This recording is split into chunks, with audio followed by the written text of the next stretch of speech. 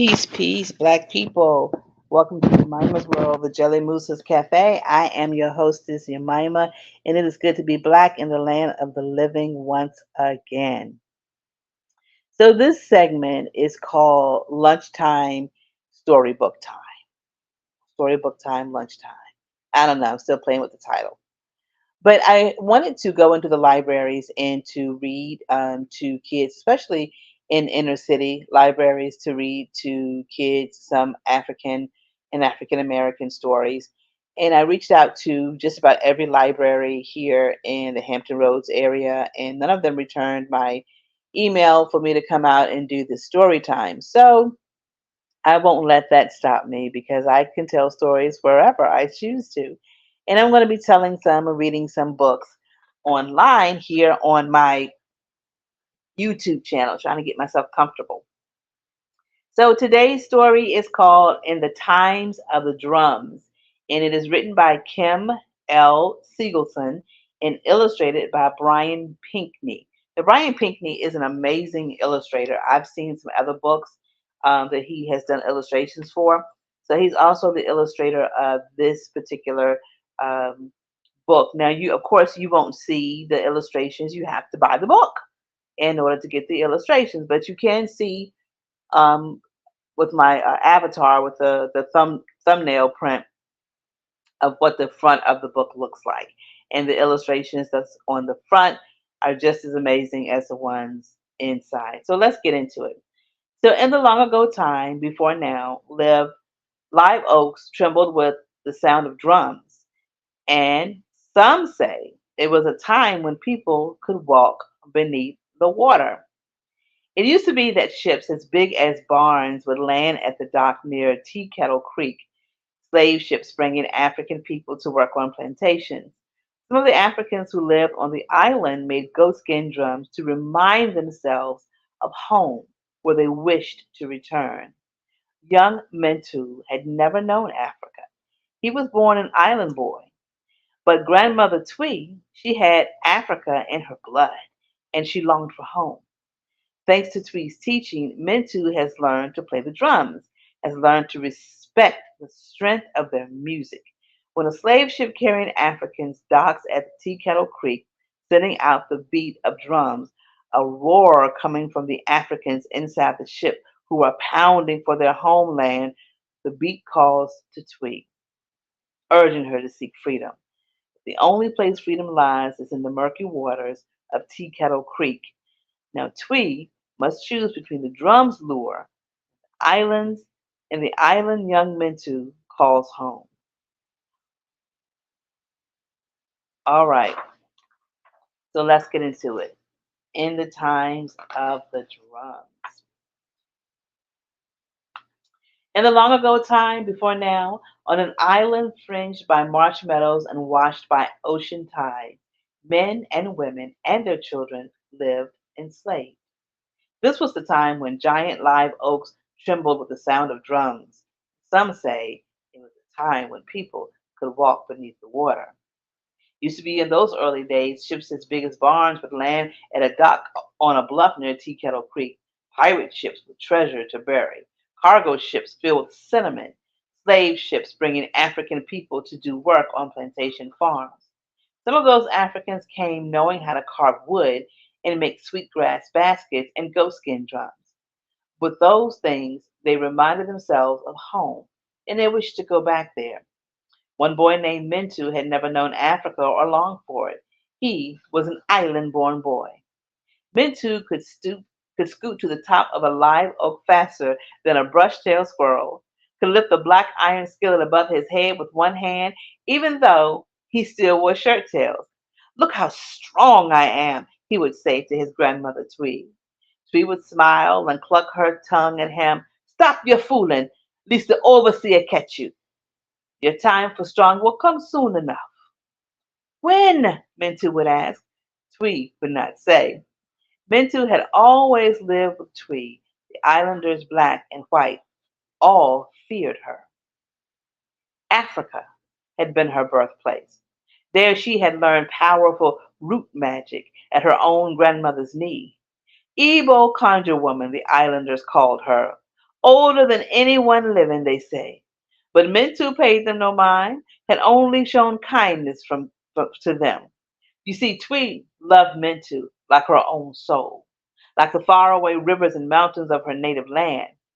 Some say her first breath had come from her. His first breath had come from her own mouth. That, as a new babe, he had been still until she whispered the secret of life onto his tongue. He wailed at the truth of it and waved his fist at her and at the charm bag she held out to him. Not with fists, she said, gathering him against her chest. Listen close and learn how to be strong. He had slept to the sound of Twee's heart. Every day, Mintu went with Twee to take water to the fields. He carried 2 buckets by himself. Strong as that made him seem, he was a mischievous making boy, all the same. The bucket handles pinch my hands, he sometimes complained to Twee. You carry the water for me today. No, sir, she would say and cluck her tongue. Twee can't be taking up your burden from you. Look out to the field workers when your hands is aching and you count your luck. Soon it be your time to be strong, strong. Twee won't be helping you then. How will I know to be strong, strong if you don't tell me? Mintu asked. Twee still would not answer. She knew many secrets. She shared only what she wanted. Mintu looked to the fields and watched the people bend beneath the blistering in so- sun to slave in soil planted with cotton and cane and blue indigo seeds. Saw how they worked from dark morning to dark of night, harvesting what they could not keep. So they worked from can't see to can't see. Twee told him that the long, hard work had broken them, made memories of Africa sink so far back in their minds that they could no longer be reached. The old ways had slowly slipped away, and left behind like sweet drops in the newly plowed road. But Twee remembered the time before, spoke the old words to herself in the morning while she worked. She sang African songs to Mentu in the afternoon until he could sing them back. At dinner, told him old stories so rich that he could almost smell the sweet scented air of her homeland. The skin drum between her own knees and taught him ancient rhythms until they felt as natural to him as his own heart beating. Their ride then come a day so hot even the gnats hushed their whining to sit among the tree shadows.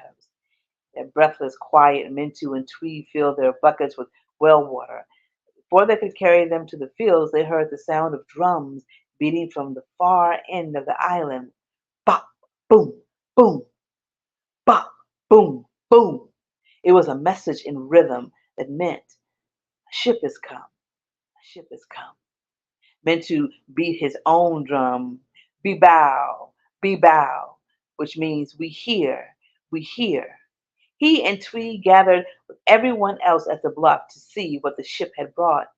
It flew a Spanish flag, but did not carry gold or jewels or sweet spices from India. The ship held a whole village of Igbo people in the African kingdom of Benin. They had been captured by the ship's owners and brought to the island to be sold.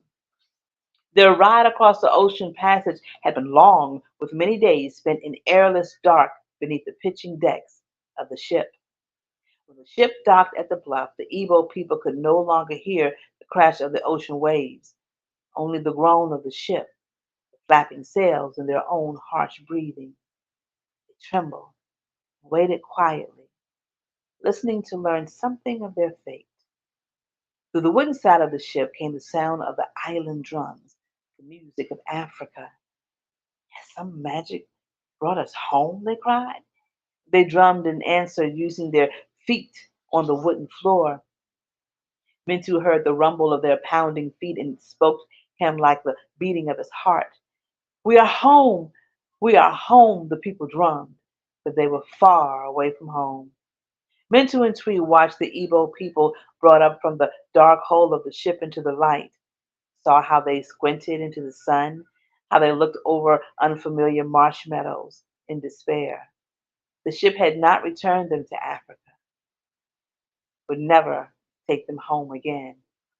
Try as the ship's captain might to make them move, the evil people refused to set foot on the island. Mentu turned away when the overseer lashed them with his whip, but the people would not budge for the whip, just joined hands tightly together and began to chant a song in their own language. Mentu listened as though his soul lived in his ears. He heard trees' music in their song, old words from the place where she had been born. What are they saying, Twee? He asked. Sounds like magic. Twee's eyes glittered like moon sparkle on dark water. Old magic long forgot, boy, she said. The people want to go home. Say the water brought them across the passage and it can take them back for true. She hung her charm bag around Mintu's neck. That water can take me on, too, Mintu. You are old enough. Your time to be strong, strong is near. Mintu began to tremble. Will the water take me, Twee? I want to go with you. His grandmother shook her head. Water won't take you. You was born here. It won't take the others 'cause they forgot too much. But you haven't taught me all of your secrets, Twee, Mintu cried. You haven't told me when my time will come yet. Twee clucked her tongue at him. Still a mischief-making boy child. Twee has taught you many things, Mintu, more secrets than you think. But I will tell you one more. Your time to be strong, strong will come when your back is bent in the field and your hands are stuck full of cotton spurs. Because then the old ways will try to grow weak inside you. Don't let them. It takes mighty strength not to forget who you are, where you come from, to help others remember it too. Now, I must leave you, my child, my heart. Then Twee kissed Mintu's face, the dragonfly, took off running, and as she ran, the years melted from her like butter on an ash cake. Her back drew up straight, her hair grew dark and thick with braids, and her skin smooth until she looked like the young woman who had been taken from Africa those many, many years ago. The islanders feared Twee more than ever when they saw this happen, and they fell back to let her pass. No one tried to stop her. From the bluff, she held her hands out to the Igbo people on the dock and spoke to them. Come with me, my brothers and sisters, and I will take you home. Mintu wept. The people crossed the dock to join the young Twee on the land. The slave catchers tried to slip ropes around their necks and arms to hold them back, but couldn't. The rope slipped through flesh and bone like it was smoke and seawater. Twee clasped her hands with the Igbo people and led them down the bluff to the water's edge. Twee!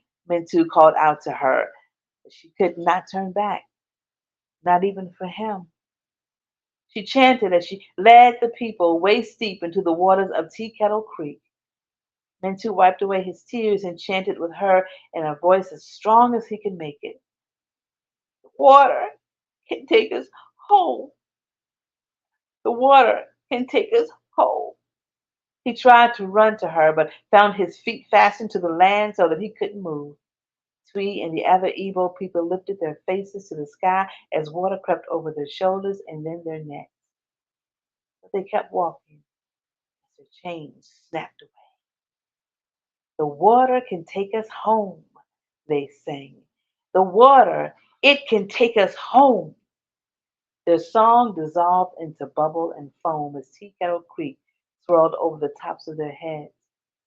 Mintu's feet suddenly pulled away from the ground, and he ran to the water, but he couldn't see Twee or the Igbo people beneath its surface.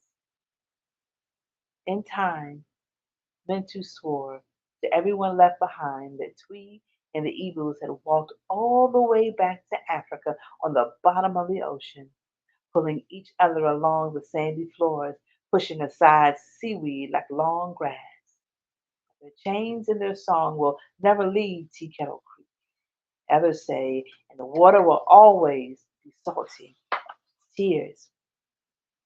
The islanders called this place Ebo Landing, stopping stopped fishing there and never cast another net in Tea Kettle Creek for fear of pulling up those chains sunk deep down in the soft gray mud. Shivered when snowy egrets rose from the marsh grass like spirits in the evening. As for Mentu, he learned to be strong, strong, fields beneath the blistering sun, just as Sweet told him. He sang her old songs to himself while he worked, and to his children until they could sing them back to him. He told stories so rich that they wondered if he had lived in Africa himself.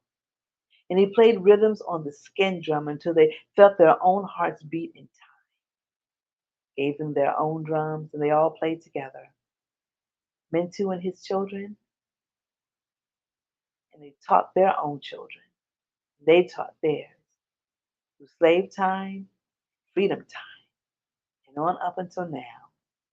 For truth is a mighty strength not to forget. All right, so that is in the times of the drum. So this book is basically another, uh,